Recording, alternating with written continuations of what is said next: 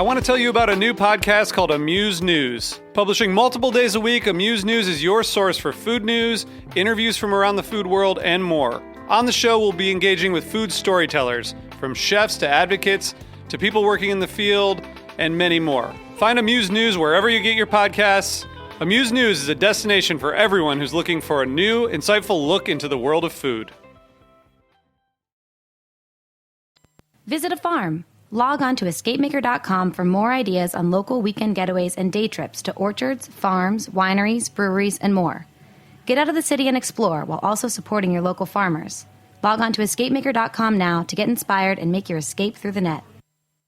I'm Erica Wides, host of Let's Get Real, the cooking show about finding, preparing, and eating food.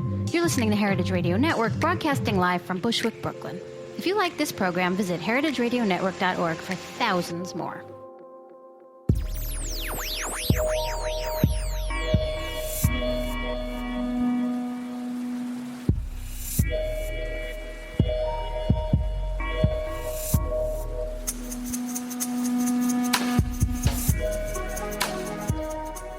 All right. Thank you. Thank you so much for tuning in. You, of course, are listening to the Heritage Radio Network. We are coming to you, as always, from the back of Roberta's Pizza here in Bushwick, Brooklyn. And you're listening to the Farm Report. I'm your host, Erin Fairbanks. And today we are taking a trip up north to Maine, the fine state of Maine. And we are talking lobster. We are joined on the line by Luke Holden of Luke's Lobster. Luke, welcome to the show. Thank you very much. Appreciate you having me. And Eric Knight, a lobster fisherman who has worked with Luke's in the past. Eric, it's great to have you on. Hey, thanks. Thanks for having me. So, guys, I am excited to tuck in. I haven't done a lobster show in probably about 2 years. And so I wanted to kind of kick off by talking a little bit about the Maine lobster scene. You guys are obviously big players in the lobster space. Lots of different kind of facts and figures out there on the internet. So, Luke, I'm hoping you can kind of set the record straight. What I've been reading is that the Maine lobster industry contributes around $1 billion to the Maine economy. So that's obviously job creation, lobster sales, everything kind of related to the lobster industry. And I've been hearing that 2016, 2015 have been kind of big years. Is that right?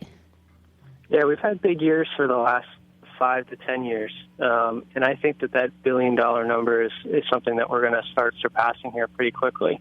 We've had the price of landings go up, and we've had landings from a volume of pounds stabilized over the last couple of years. So there's a lot of it's a very interconnected market. So for every additional pound of lobster that we land, there's bait and fuel and dockage and services that need to go into making sure a fisherman can effectively and safely do the work that they do. And then there's processors and trucking companies and processors that are buying that product from fishermen and turning into value-added products and using Maine labor. And then the next level is selling those products to Maine businesses that are also using Maine labor and using the Maine brand to help sell those products. So there's definitely there's a multiplier effect where just because one lobster might sell for $5 a pound doesn't mean that that's the last time that lobster contributes value to the entire system. That's awesome. And Luke is definitely a man who knows his lobster. Is a native Mainer, third generation lobsterman, and your business, Luke's Lobster, is nationwide. We can hit you up and get one of your delicious lobster rolls in Maine, Chicago, Las Vegas. So you've been kind of deeply engaged in the lobster and lobstering community your whole life. You work with the Maine Lobster Institute, the Maine Lobstermen Community Alliance, the Maine Lobster Marketing Collaborators. So lots of Maine, lots of lobster in your life. Yeah, no, that's right. My father was a fisherman that then became a lobster dealer that then became a lobster processor. So I grew up on boats and on the wharf, and had a couple of years as a sternman when I was younger, learning the trade, and then I had a student license where I built a boat in high school and went out and hauled 150 traps for a couple of summers. But really, I just had great admiration for the effort that commercial fishermen like Eric are doing each and every day, and love the industry, and that's what brought me back to it after taking a little break during college, and then doing a little stint in investment banking post-graduation. Yeah. So, just to be clear, guys, Luke is not the man who's out there fishing all the lobsters for Luke's Lobsters. That would be crazy. But Eric, I know honestly kind of like less about your background, so I would love for you to kind of catch me and our listeners up. You are a lobsterman. What does that kind of mean? What's your history? What's your kind of like approach to and connection with Maine and lobster fishing? Well, I grew up in Cape Elizabeth with Luke, and at a young age, I got my student license as well. And I was allowed to fish 150 traps and progressed every year. I wanted to get more and more into the fishery, and that took some time, growth, buying new boats, buying bigger boats, upgrading my traps, and I'm at the point now where I fish offshore primarily, and, the volume that I deal with is much less than the volume that Luke deals with. So I'm playing per trap. Luke is buying from several of us lobstermen. So he has a better understanding of all of us, where it's more of an individual, me versus the next guy fishing next to him, and Luke's kind of just brought us all together and done a great job.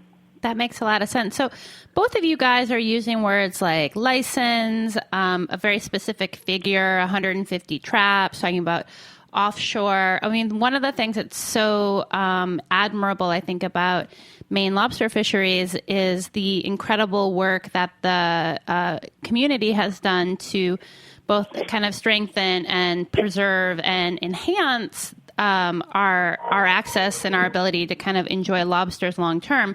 I know we were talking some big numbers at the top of the show around the impact to Maine's economy, and we touched a little bit on the volume of lobster, but that hasn't always been the case. I mean, definitely there was a point for several decades where the future of lobster was certainly like uncertain. And I'm wondering if, Luke, maybe you can give us just kind of a quick overview of how that kind of ship turned around. Sure. First, I think Eric's being a little bit modest.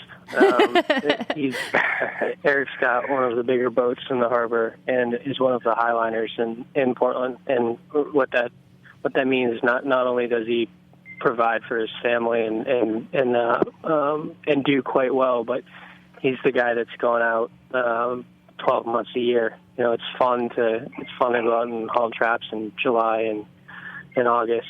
But I would imagine Eric has some stories about hauling in December, January, February. And the quality of lobster is great, but so isn't the weather conditions.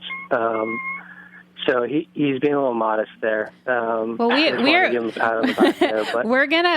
gonna come back to that, because I will say I have hauled lobster. I went out with lobstermen off of Vinyl Haven a couple years ago in August, and that was a super pleasant experience. But I don't think you have to push your imagination too hard to see how that might be different in the dead of winter.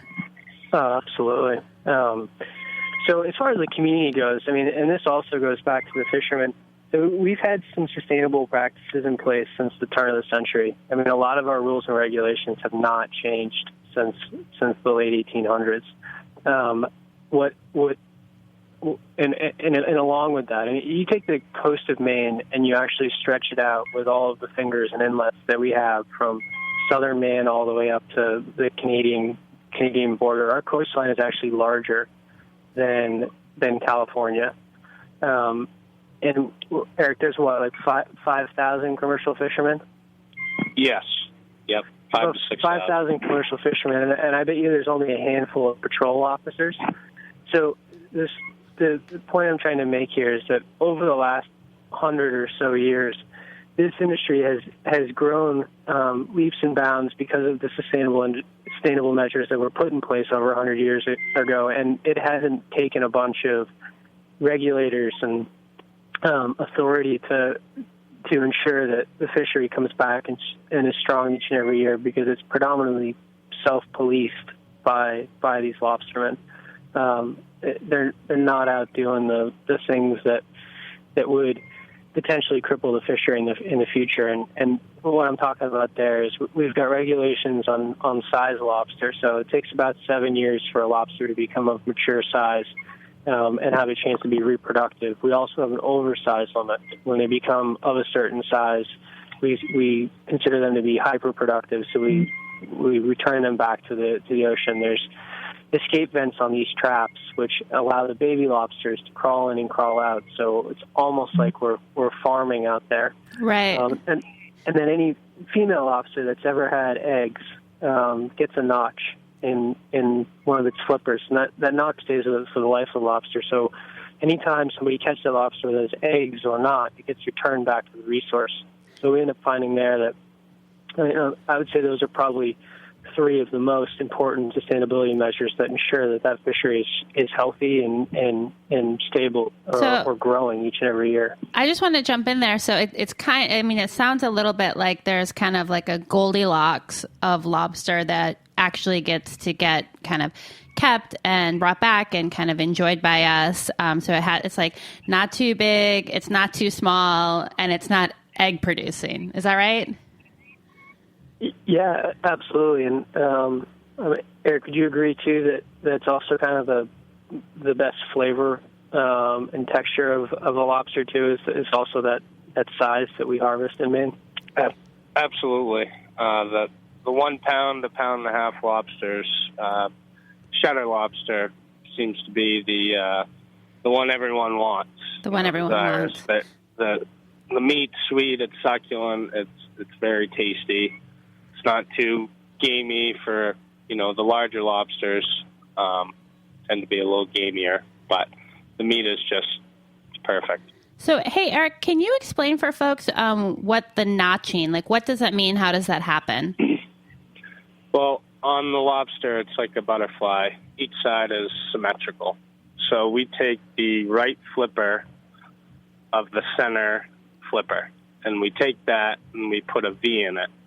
We have a V marker on our measures, so we can actually press that into the flipper, and it takes a piece of their shell out of their tail. So every lobsterman knows that this is a breeder. She once bared eggs.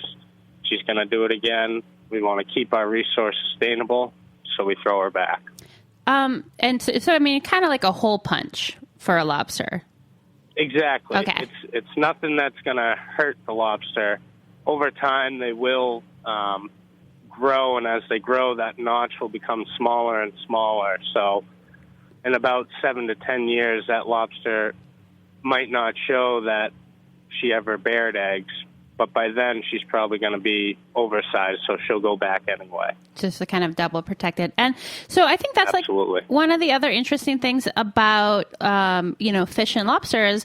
You as a fisherman on the boat, like someone is actually touching every single live lobster that comes into the boat, and there's like an instantaneous kind of, multivariate evaluation that's happening right away. So can you talk? So Eric, I know from just like kind of watching that this happens incredibly fast. When I was at the back of the boat trying to do the job of the gentleman I was out fishing with, I was obviously like totally slow and awkward, and it was super uncomfortable because I was like, you're just like any new task. It's like super slow. But when you're there pulling in a trap at the back of the boat. Can you just give us a quick rundown of like kind of what happened? So you're looking for, size, you're notching them, you're looking for eggs. What else is going on? Well, when the trap comes aboard the rail, everyone has a job on the boat. Me, I'm boarding the traps and I'm handling the lobsters. The other guy on the boat is rebaiting our trap, and the third guy is now taking that trap to stack on the back of the boat to be reset.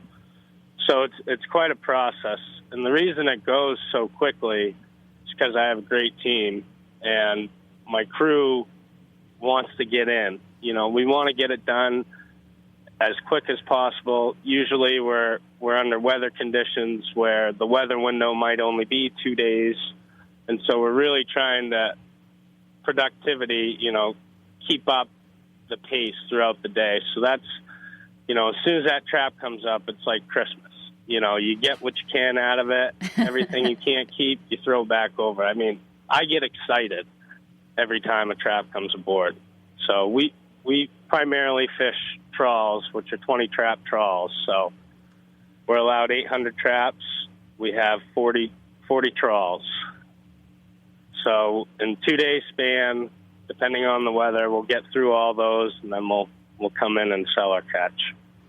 So I think one of the things that's hard, like a little hard for me to wrap my head around, is the kind of like why Maine lobster fishermen have been so much more successful than other fisheries at this kind of sustainability thing, at kind of preserving the catch. And I wonder if it's like, because there's no, like essentially someone is touching every single lobster. So there's no kind of like, oh, it's just like a big net and we dumped it in a box and then we looked at it later. And by then, the fish or the scallops or whatever are like dead and you can't do anything with them anyway. Like, is there something about the like way that you fish that is like intimately tied to the ability to be so successful in this way? Well, the great thing about our industry is we have fixed trap. Our gear is fixed to the bottom. We have the escape panels, like Luke was telling you earlier. Everything is able to go in and out of our trap alive. So that's a big thing. We're not raking the bottom and getting everything in our way. We are targeting a specific species, and that's lobster. So anything that does come into our trap, we are able to throw right back. I mean, it's a great thing for the sustainability of this industry. It takes an honest person, but when you really look overall in this industry, this is my livelihood. Right. So I don't want to damper with anything. I want to make sure this resource is plentiful enough for my kids. Yeah, I get that, but I feel like that's the case for a lot of things, and in most cases, we don't make the right choice, even or the factors in that moment or for that specific generation.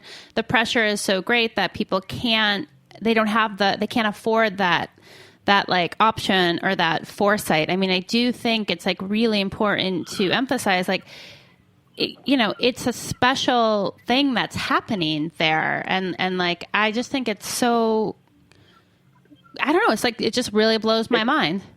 So it's a lot like, go ahead, Eric.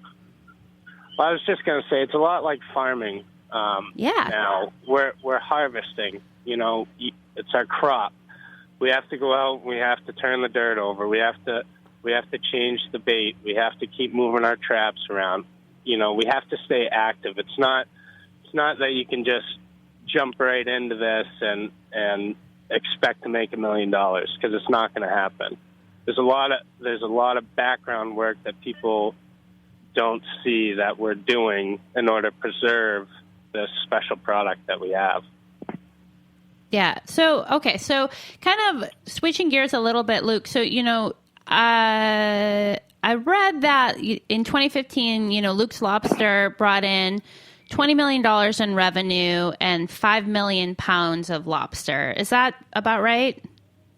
That's about right, yeah. Yeah. So we're talking about, millions of pounds of lobster, millions in dollars in revenue, which, let's be clear, folks, that doesn't mean that $20 million is in like Luke's bank account.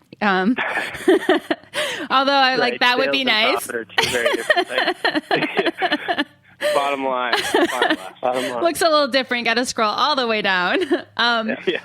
But one of the things that I think is like super interesting in the way that you've set up your business is, you started with kind of a lobster shack, and you're kind of looking back along the supply chain and ways to kind of really control things from the water to the table. So you also run a company called Cape Seafood, which is a processing plant. Can you tell us a little bit about how that got started and what you guys do there and what was the impetus for that business?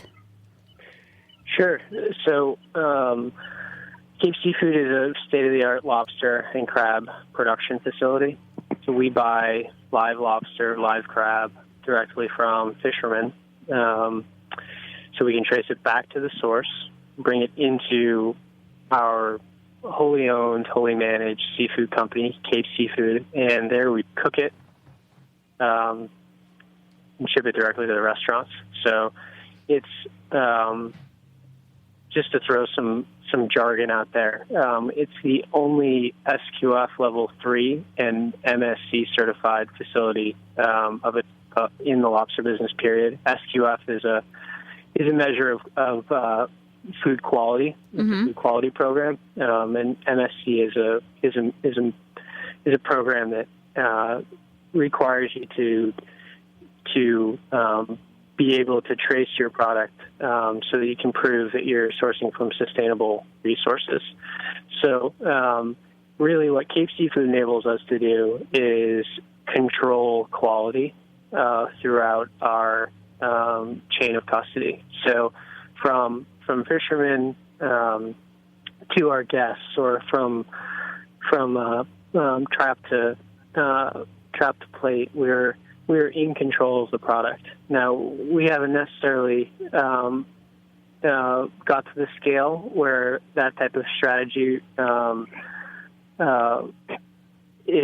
type of vertical integration strategy has helped with costs. But what it does enable us to do is be authentic to our story, and enables us to offer, most importantly, enables us to offer the best quality to our guests, because there is no middleman involved where something is sitting in a tank or on a shelf and waiting for a buyer to meet with a seller and for a transaction to happen. We know exactly where that product is going the minute it comes out of the water. So for us, that's been imperative for us to continue to grow the brand and maintain quality. We've got about 125 high quality Maine jobs that are working and running that facility each and every day. And it's a business that my father had the very first lobster processing license in the state of Maine. Actually, the second lobster processing license in the state of Maine too. That one was actually out on Vinyl Haven. Were you went fishing? Yeah. So it's a lot of learned family lessons there, and it's just a business that me and my brother and partners are very proud to operate. It's a tough business, right? So I want to clarify. So you did what you just said is that this type of vertical integration has not yet isn't the compelling argument like today isn't the economic imperative. It's the ability to sustain the to look at the traceability and to control the quality. Yeah, hopefully we expect to someday to turn the corner where all of the investment that it takes to get one of these facilities open and running works to our benefit, but we haven't quite gotten there with scale, but we will, and for us, bottom line profitability is certainly important. Of course, in running a business. Yeah, but it hasn't been our motivation from day one. So we've had the good fortune of really great guests and strong sales that enabled us to continually reinvest in this business and grow. And we've had really, as Eric said earlier, we've got great. He needs a good team to run his boat. We've got a great team to run our business, and we've just been able to make the pie a little bit bigger and each and every year, and that strategy's worked for us. So, kind of under this, under the kind of like strategy of growing your business and having essentially a say and or a hand in all of the steps along the way. Can you tell us a little bit about the Tennant's Harbor Fishermen's Co-op that was launched earlier this year? Yeah, absolutely. So, actually, I first met the wharf is owned by four brothers, and one of the brothers is a guy named Peter Miller, and I met Peter because we both served on the board of directors of the Maine Lobster Marketing Collaborative, which was a new initiative that the state funded to go out and promote lobster, just like any other commodity, whether it's blueberries or red apples, has a marketing campaign behind it. We wanted to do the same thing for the state of Maine. So Peter and I were on the founding board for that organization, and Peter's in a very competitive part of the state. They catch a lot of lobsters in that area, really high quality lobsters, and there's a lot of big buyers with deep pockets that buy on the wharfs all around him. So, Luke, can I interrupt you real quick? Can you explain to me exactly what a wharf is? What that means? Yeah. So like Eric can do this justice too, but effectively, like a wharf is essentially like, it's the warehouse that every fisherman needs. Like, you need to have some place to get your fuel. You need to have a place to get your bait. You need to have a place to sell your lobsters. So that wharf serves as basically the warehouse or the service station for the vessels, so that they have the opportunity to do to get all of the resources that they need to manage their boat and to go out and effectively work each and every day. Got it. Okay, cool. Sorry. I didn't mean to interrupt you, but I was like, I want to make sure I understand what we're talking about. Yeah. Yeah, no, it's this stuff's like second nature to us, so please feel free to do that at any point in time. So they just sort of found themselves in a position where it was difficult for them to run their own wharf because it was hard to offer the same services and the same value to the fishermen that these big corporations were offering. So they and one of their advisors approached me in the spring about buying the wharf, and neither had the expertise to run a wharf nor the money to buy the wharf. So I told them that I just didn't see an opportunity for where we could buy the wharf and ultimately be a great partner for them. So we then went back to the drawing board to figure out how we could put something in place so that the family didn't have to sell the wharf, mm-hmm. and we came up with the idea of a cooperative, which is something that is very. There's cooperatives all up and down the state, but they run a little differently than this one.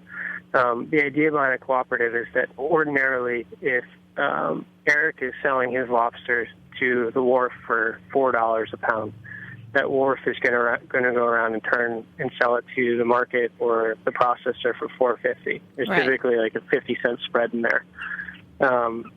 And co-ops typically they try and run their wharf as efficiently as possible, so that at the end of the year, any profit that's left over can get distributed pro rata based off of landings back to the co-op members. So good model for the fishermen in most cases, so long as they keep their overhead down and have enough landings to justify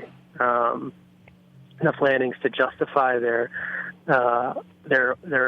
overhead expense.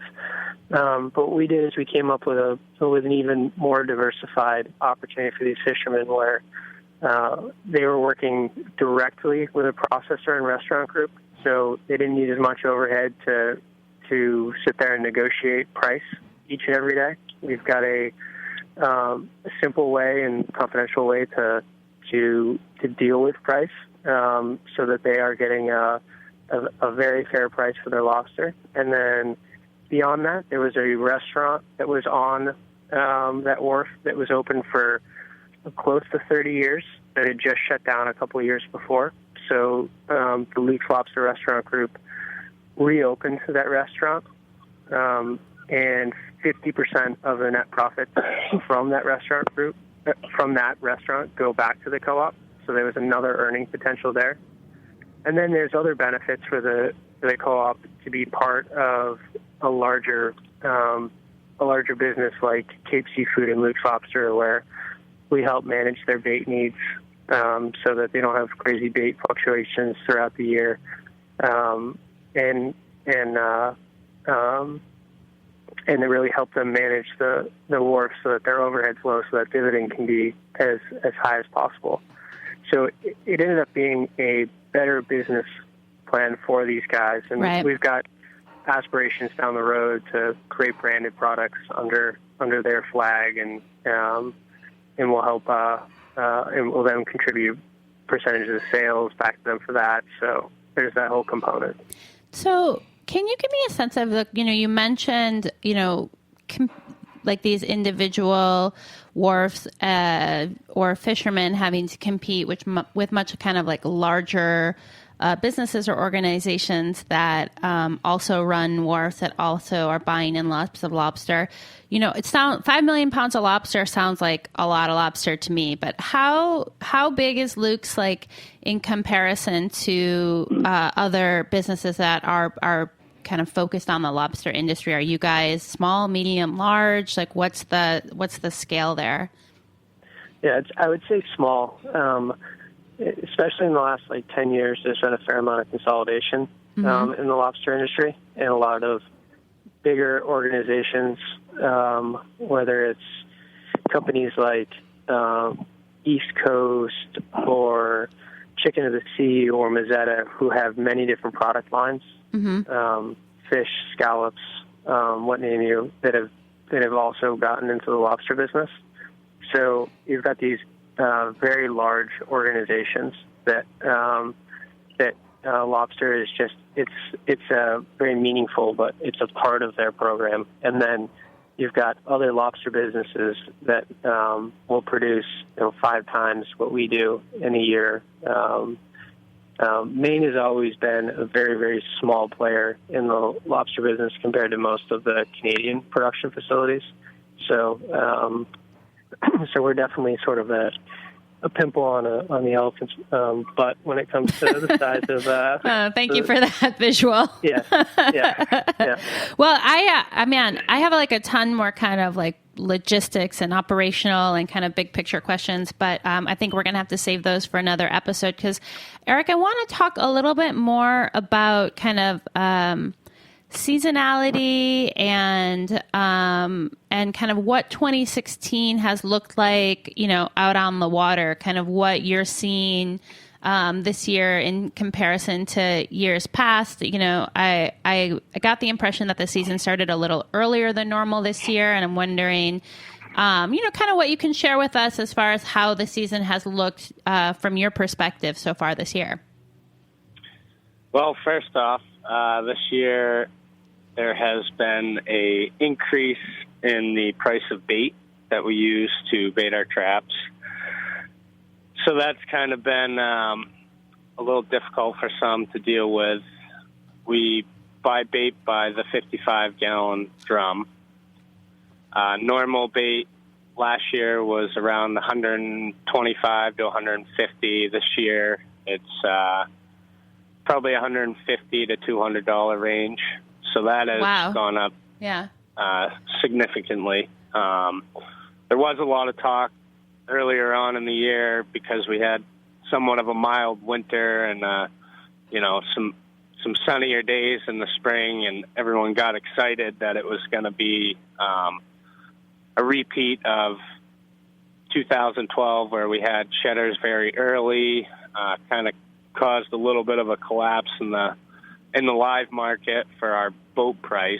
So this year it's been different. You always have to be able to react to what's going on in the industry, and it's been a good year. It's been a little bit slower than normal. We're kind of waiting for that fall run to really hit off and kind of carry us through the winter. Being an offshore guy, this is kind of like our bread and butter's coming up here. What does offshore mean? We have an imaginary line that follows the Maine coast. If you look on a chart, it's 3 nautical mile line, and it goes whole coast of Maine. So in order to get beyond that into federal waters, you need an Area 1 permit. So that allows you to go fish offshore in federal waters, where, in my opinion, the lobsters are more plentiful. And it allows you to extend your season through the winter and spring months. Got it. So you're kind of coming into the time of year that's going to be a little bit make or break, and that is really dependent on, you put the traps out and you kind of get what you get. I mean, how obviously there's, kind of a skill set and a knowledge and some obviously fishermen do better than others or worse than others. Like, I'm wondering, like, what is kind of the range that, like, of impact that you can have that's not related to just kind of what's there. So if, like, I'm a great lobster fisherman, can I get 10% more than the next guy or woman over 20% more? Like, how does that kind of, like, know-how skill set kind of come to bear in what you're able to kind of pull out of the water? Well, I think it all comes down to drive and how much you want to go and how much effort you want to put in. Yeah, like anything, I guess. I eat, sleep, and breathe this business. All I want to do every year is catch more than the next guy. I'd like to make a name for myself as someone who catches a lot of lobsters, so I put a lot of effort into that. And I'm constantly thinking of new ways to outdo the next guy. You learn from a lot of these guys around the harbor, and you see what works and you see what doesn't. And I've always been very observant, and so I think that's kind of the key to my drive is to keep pushing forward. I was an athlete growing up. It's a competitive business, and it's really what drives me to keep going. Right. That is awesome. Guys, this has been so fascinating. What a great update. Luke, Eric, thank you so much for taking some time out of your day to, and in the middle of your busy season, to kind of give us a little bit of an update and an insight into the Maine lobster industry. I really appreciate it. Not a problem. You'll have to come up to Maine one of these beautiful summer days and come out on the wild duck, go for a haul. Oh man, it's funny because I had such a good time. I went up in I guess it's about 6 years ago. I had such a magical week that I'm almost afraid to go back because my memory is so perfect that I'm like, it's the romance of the summer, the island, the lobster. Yeah, I had the lobster and a little in that paradise. Yep, swimming in the quarry, a little love affair. It was everything was just out of 10. So I'm like, oh man, can I hit that note again? I don't know, but I'm ready. I'm ready.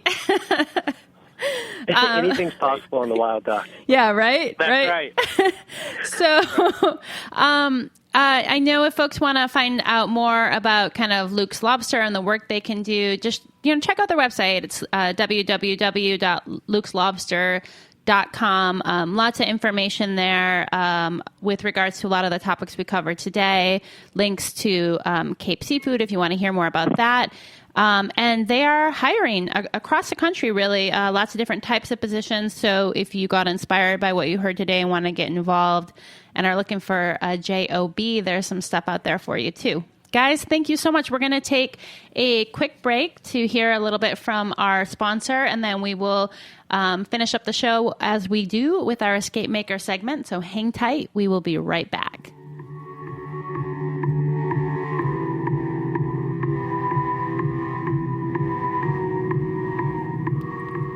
And music in this break is by Shadowbox. This one's called Let's Not. We'll be right back.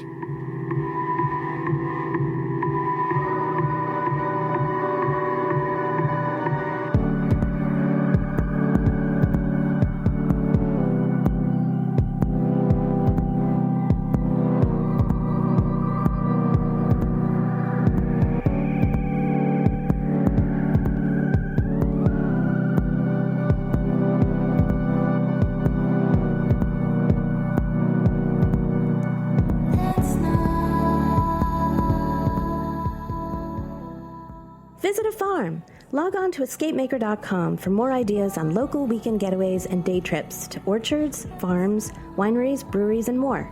Or come by Escape Maker's Blue Tent and Grow NYC's Green Markets and pick up a guide to local agritourism escapes to the Green Market's own farmers and producers. Have you listened to On the Road with Beer Sessions Radio? Escape Maker has teamed up with Heritage Radio to design a vacation package that provides a first-hand experience of the local flavors from some of New York's best craft beverage producers. Listen in and book your trip at escapemaker.com/heritage radio. No car? No problem. Escape Maker features plenty of ideas for car-free getaways, including discounts via Amtrak. Get out of the city and explore, while also supporting your local farmers. Log on to escapemaker.com now to get inspired and make your escape through the net.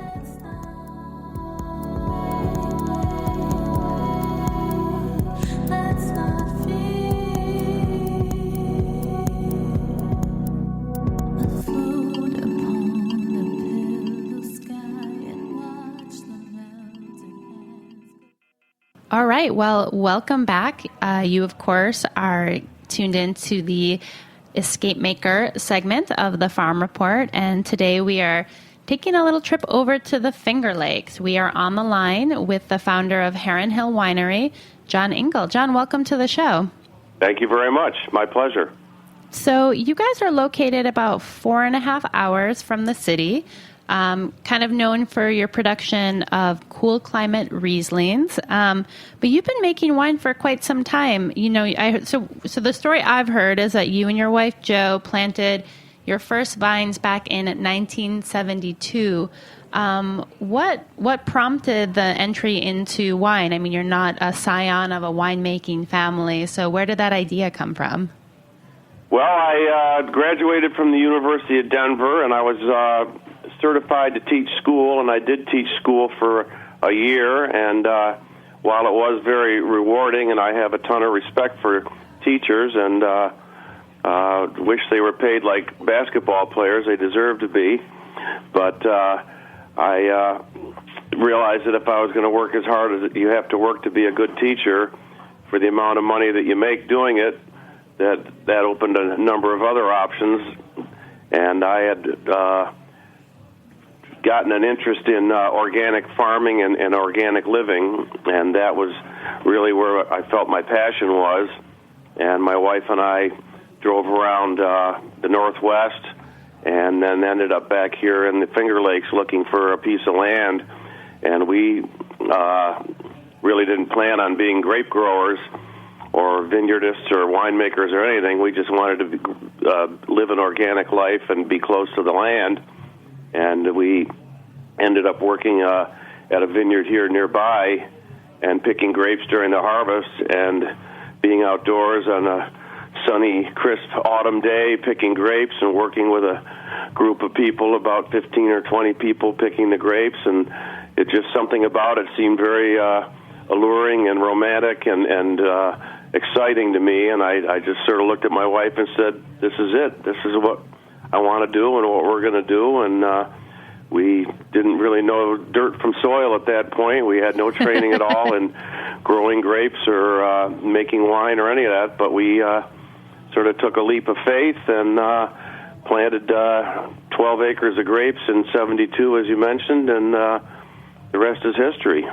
Well, so I want to understand a little bit the kind of winemaking climate in the early 70s into the early 80s in the U.S. When folks were, when you were getting started and you were tasting other wines or thinking about varietals. What was kind of the vibe? Like, what was the were people like, oh yeah, that's like an idea, you're building on a long tradition, or were they like, that's a little crazy, or oh, we only do this kind of thing here in the Finger Lakes, and like that, if you want to do that other thing, you have to get out to Oregon or California. I mean, what was the scene like at the beginning? Well, to give you an idea, when we started our vineyard in 72, there were 12 wineries in New York State. Now there's almost 400. And Whoa. Literally every state in the country makes wine now. In those days, it was a much smaller scope. Most of the wine and produced was produced by large wineries. There were very few smaller family-type wineries like there are now. Just like in the craft brewery business, a lot of the individuals are getting in and trying to compete with Budweiser and Miller's and all those guys.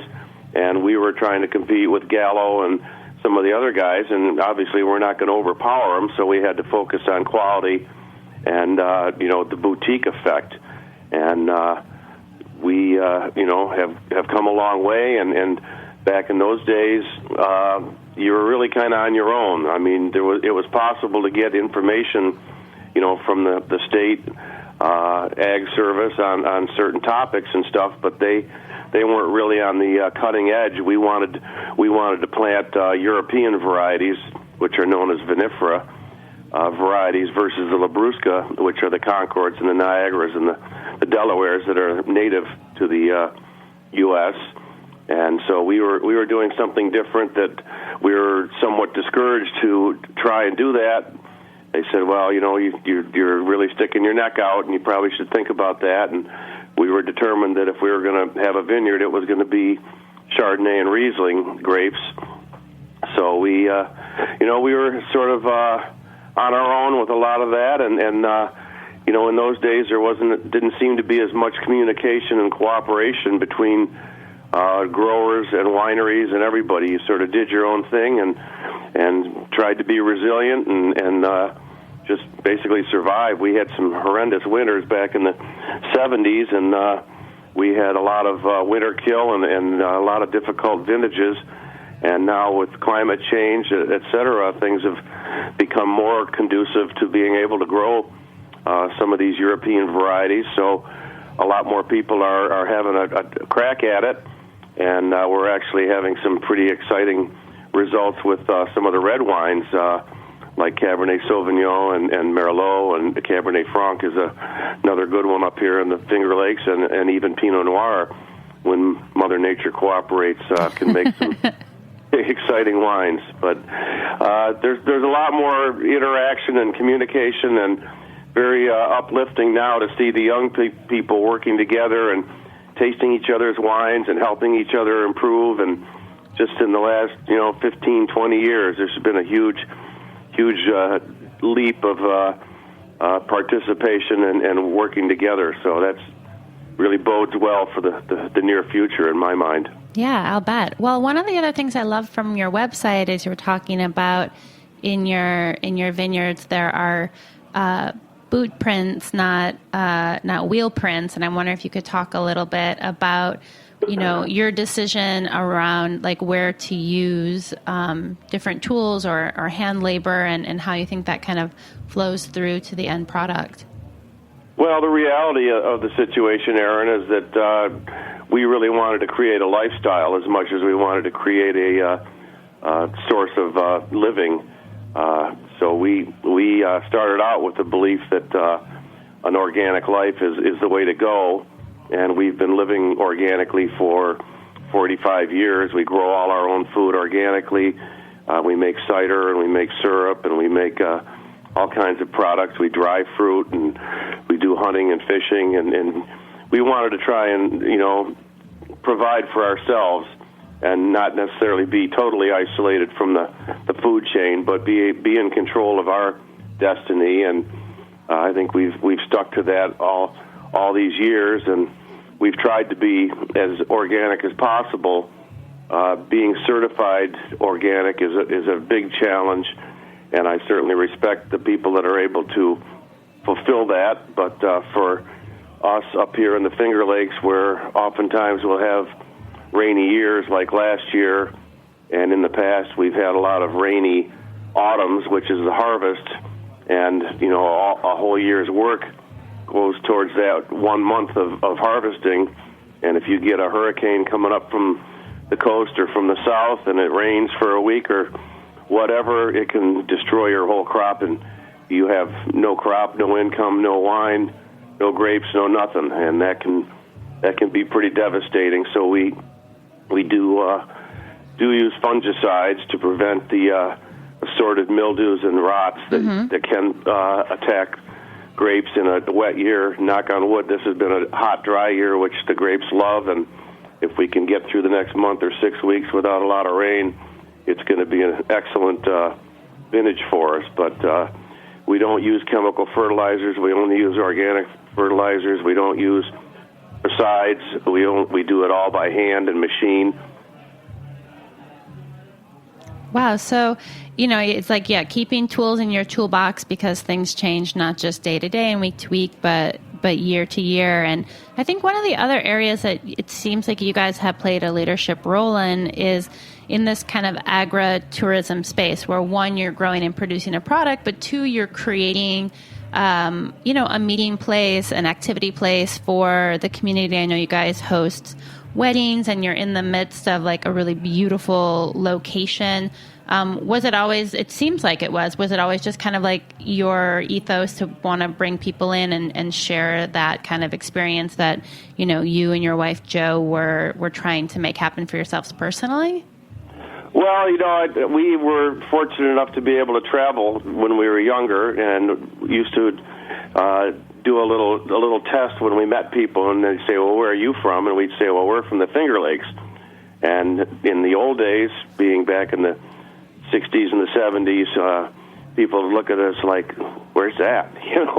And over the years, gradually, it's changed to, "Oh yeah, I've heard of that, and I hear it's really beautiful."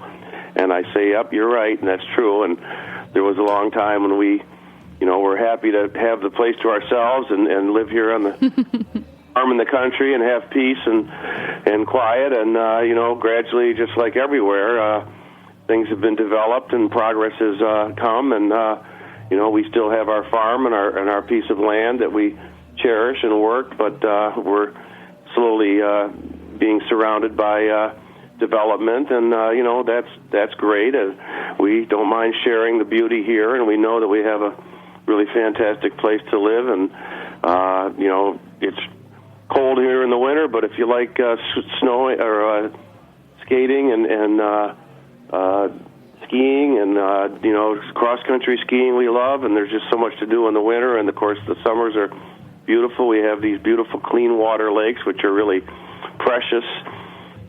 We have a 400-foot deep lake, and it's full of fish, and it's great for boating and water skiing. I just had my grandchildren up a couple weeks ago, and 2 or 3 of them learned to water ski, and they were very excited about that. And now all they want to talk about is, when can we come back and go water skiing, which, of course, puts a smile on my face and my wife. So we're very, very blessed to live here. And, as I say, we've had a chance to travel, and we love it here as much as anywhere. Yeah. Well, so for folks, if they want to kind of learn more about the wine and the region and what you guys offer, they can find you at www.heronhill.com.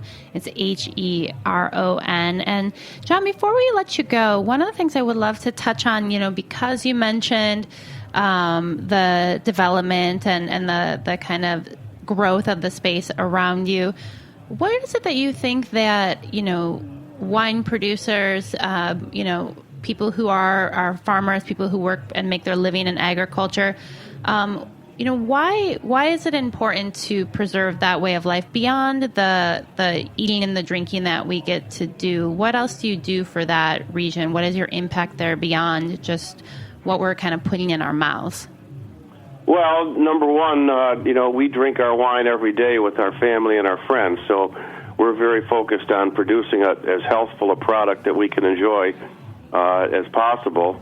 And obviously, when you have people coming in, and this will be our 40th anniversary next year, we started the winery in 1977, and we get thousands of people, probably 50,000 people a year come to visit our winery. Wow.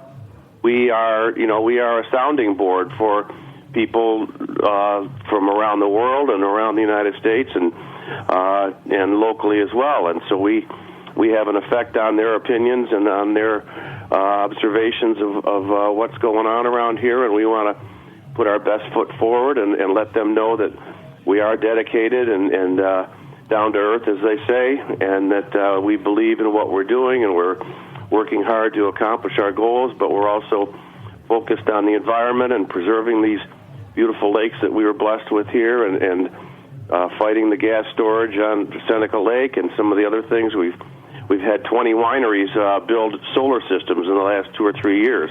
Cool. We all are working together to establish and continue our image of stewards of the land.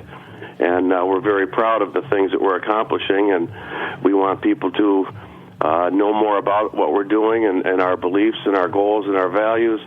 And we welcome their visits, and we're anxious to communicate with them and educate them about what's going on with us in the Finger Lakes and the work we're all doing together as an industry with the wineries and the grape growers. That is awesome. Well, John, I wish that we had twice as much time to talk, because I bet you have some great stories to tell. So we're going to have you back. But unfortunately, we're out of time for today. Thank you so much for joining us. I really appreciate it. Well, it was my pleasure, Erin, and I'll be anxious to hear the blurb when you put it on the air. We will definitely send you a copy of that. Folks, get out there, check out some of the Rieslings, some of the ice wines. You can put together your own itinerary. Check out our friends at escapemaker.com for more on how to do that. Of course, this brings us to the end of another episode of the Farm Report. Thank you so much for listening. If you like what you hear, please subscribe. Find us on iTunes, find us on Stitcher. Would love to hear from you. You can leave a review in either of those spaces. You can find me on Twitter or Instagram. I'm Erin_Fairbanks. And of course, we are a member-supported nonprofit radio station. So if you like what you hear, please visit the website, www.heritageradionetwork.org. Click that beating heart and become a member today. Thank you so much for listening. Stay tuned in.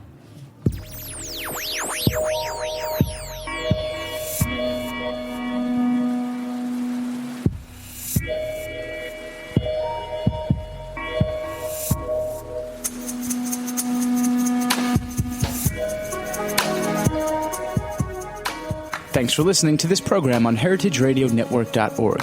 You can find all of our archived programs on our website or as podcasts in the iTunes Store by searching Heritage Radio Network. You can like us on Facebook and follow us on Twitter at @heritage_radio. You can email us questions at any time at info@heritageradionetwork.org. Heritage Radio Network is a nonprofit organization. To donate and become a member, visit our website today. Thanks for listening.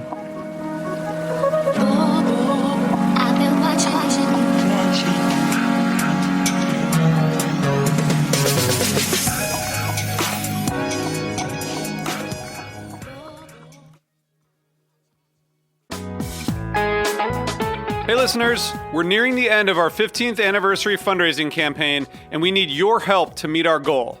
This campaign offers you a chance to win a unique food and music experience in one of the most exciting cities in America. Here's how it works. Donate to HRN and you'll be entered to win dinner for two and 2 tickets to a concert in one of 8 amazing cities: New York, Los Angeles, Philadelphia, Nashville, Las Vegas, Charleston, Ardmore, Pennsylvania, and Asheville.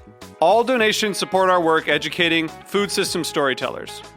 And when you donate, you can choose one of those cities and you'll be entered to win dinner and 2 tickets to a show. So help us reach our goal and enter to win dinner and a show in the city of your choice. Check out heritageradionetwork.org/15 to donate and enter to win today. That's heritageradionetwork.org/15.